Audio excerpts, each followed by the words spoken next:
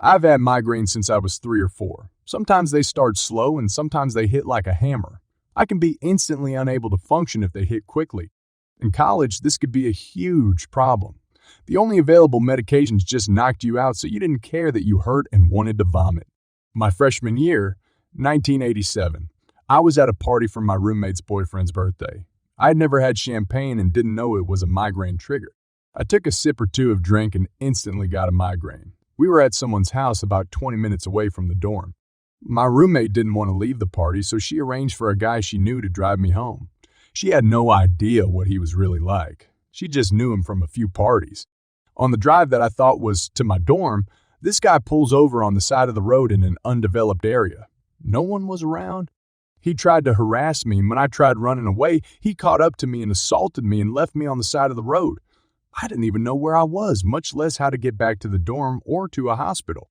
After a while, some lady found me curled up on the side of the road. She thought I was dead. Cell phones were not a thing, so she half lifted me into her car, wrote down where she found me, and drove me to the nearest hospital. I could barely speak enough to tell the hospital people my name. I was beaten black and blue by this guy. The hospital knocked me out for about 8 hours with pain meds and muscle relaxers once they were sure I didn't have a head injury. He only hit me in places that it would not show. My roommate didn't get home until about a day after I did. She was staying at her boyfriend's dorm room. She probably wouldn't have come home as early as she did, but her parents called at the same time every weekend, and she had to be home for that. She was shocked when she saw how beat up I looked. I asked her how she knew that guy and learned she didn't really. He was just at a party now and then. I wasn't happy with the situation, or that she let some creep she barely knew drive me somewhere. She felt really guilty, but guys don't advertise that they like to beat girls. She did have some information on the guy. He didn't live in our city, but instead went to a really Christian school with a great law school. He was in law school and was visiting for the party. His dad was a really well-known lawyer for a televangelist church. That was the beginning of what I learned about him. Remember, social media did not exist at the time. I called some other people who knew him from the party and got some information from them. I learned his girlfriend's name. Then I went to the library and learned about his girlfriend, the church, the law school, the college he was at, etc. I had photos from the hospital. I declined to press charges because even then, I knew that it would be hard to prove. Even with all the bruises, it would be my word against his. He was from a good family and went to a Christian college and law school. My family was not prominent, and I was a girl that was back from a party that night.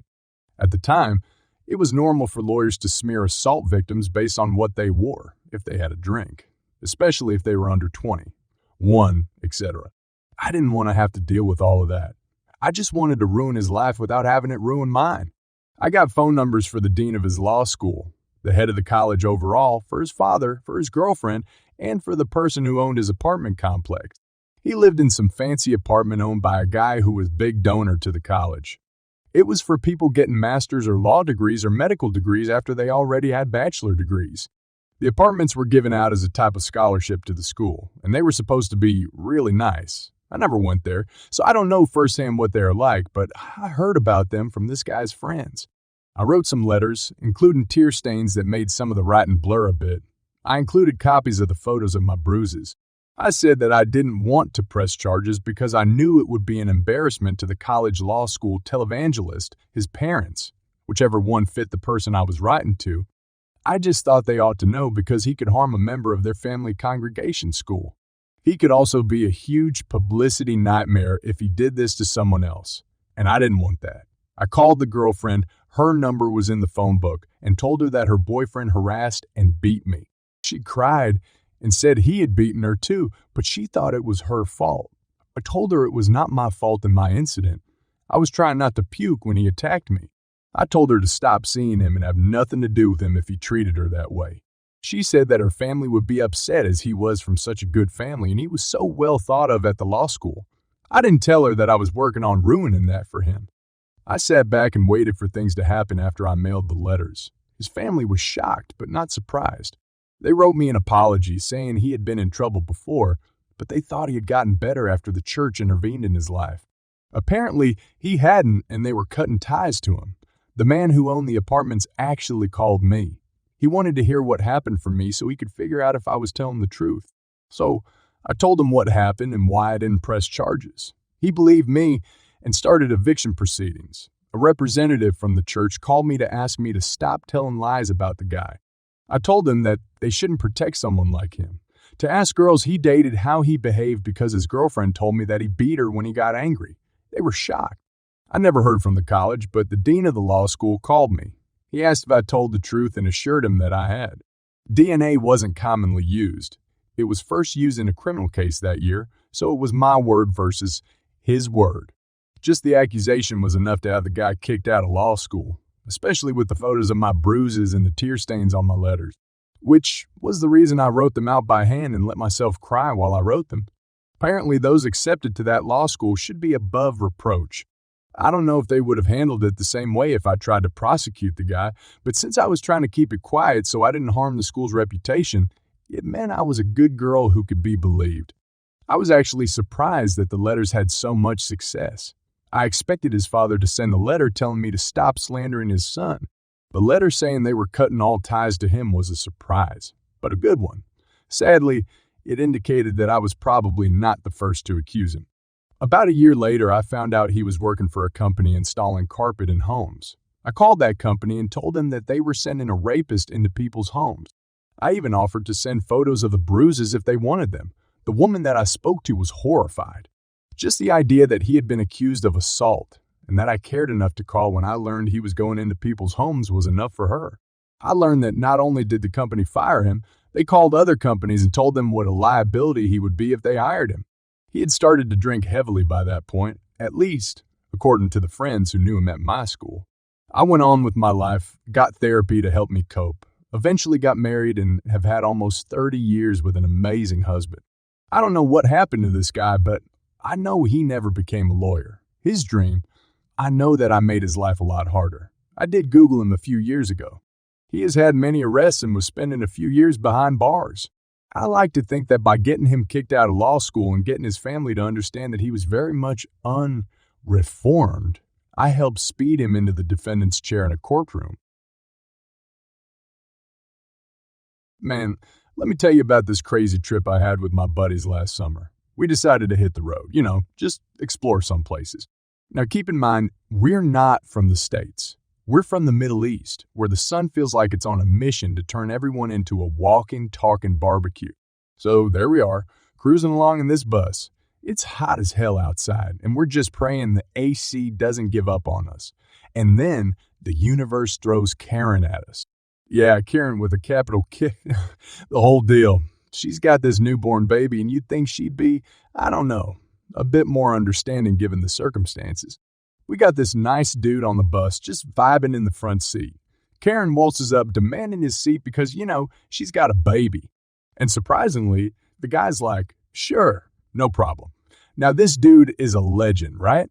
He's given up his prime real estate for the sake of Karen and her tiny human. We're thinking, okay, this might be a decent trip. Oh boy, were we wrong.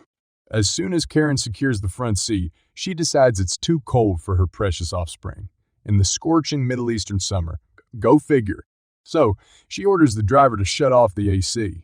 Now, we're all sweating bullets and Karen is acting like she's doing us a favor. One of my friends, a real MVP, decides she's had enough. She struts up to the driver and tells him to crank up the AC.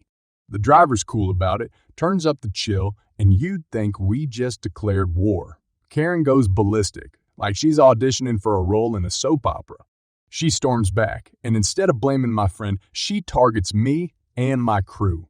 I don't have any respect. My baby could freeze to death because of you, she shouts, drama queen style. My friend fires back, telling her she doesn't own the bus, and that's when things get wild.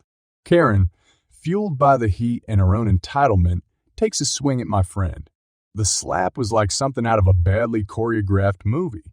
Slow, awkward, and thankfully, mostly air. We're all shocked. Like, did that really just happen? Enter the hero we never knew we needed. This elderly lady, a total bad butt. She tells Karen to sit down or face the consequences at the next police checkpoint. I'm sitting there thinking, okay, Granny got some serious game. Karen, now realizing she's outmatched, reluctantly sits her entitled butt down. Turns out, this Granny is with us for the long haul. She shoots us this sly smile like she just saved the day. We're all silently cheering for her because, let's be real, Karen needed a reality check. The bus becomes this awkward, tension-filled space, but at least we've got the AC working. We're cruising through the desert and Granny decides to strike up a conversation. Turns out, she's been on more adventures than all of us combined. She starts dropping wisdom bombs about life, love, and the importance of standing up to entitled people. We learn she's been to places we've only seen in pictures and has stories that could rival a Netflix series. Granny's got this no-nonsense attitude, and we're hanging on to her every word. It's like having a living and breathing encyclopedia of badassery on board. As the miles pass, we forget about Karen and her shenanigans. We're engrossed in Granny's tales of wild escapades and close encounters with everything from sandstorms to wild animals. She's been through it all and lived to tell the tale. At one point, we hit a police checkpoint and Karen, still grumbling, shoots us dirty looks. Granny ain't having it. She leans over and whispers, "Watch this." When the officer comes on board to check things out, Granny starts spinning a tale about how Karen was causing a disturbance and she thought the baby might be in danger. The officer looks at Karen, then at Granny, and without missing a beat tells Karen to keep it down or face consequences. Granny gives us a wink and we can't help but burst into silent laughter. By the time we reach our destination, we're almost sad to say goodbye to Granny. She's become this unexpected hero in our journey, the one who stood up to Karen and made the whole bus ride a lot more entertaining. As we part ways, Granny leaves us with some parting words of wisdom, something about facing the heat, both literally and metaphorically. We thank her for saving us from a Corinne-induced meltdown and watch as she disappears into the crowd, undoubtedly off to her next adventure. And that, my friend, is the tale of the bus ride from hell turned epic, all thanks to a feisty Granny who knew how to put entitled Corinnes in their place. Life's an adventure, and sometimes you find the most unexpected heroes along the way. This happened a few hours ago, and this guy made everyone feel extremely uncomfortable, especially when he started threatening to harm everyone who dared to look at him until he was eventually taken away. My shift had been cut, so I asked if my mom and brothers wanted to go do some Christmas shopping at the mall. Sadly, we couldn't find much stuff to buy due to them being too expensive or just not to our liking. We were getting hungry and stopped at the food court to get some food. We got our foods and were eating, talking amongst ourselves when some guy, the Chad of this story, just walked into the court and glared at everyone like us eating and enjoying ourselves was an insult to him. Our mom had just came back from ordering food for our dad when this man started going on a rant about how he is invisible, that anyone who looked him in the eye had 5 seconds before he kicked their butt, before walking back and forth close to our table. While still ranting and then yelling, "I'm going to end all of you." Myself, brothers and mom kept our eyes down, pretending not to notice him to avoid him coming any closer to us. He continued ranting and threatening everyone, even saying, "Oh good, go ahead and record me.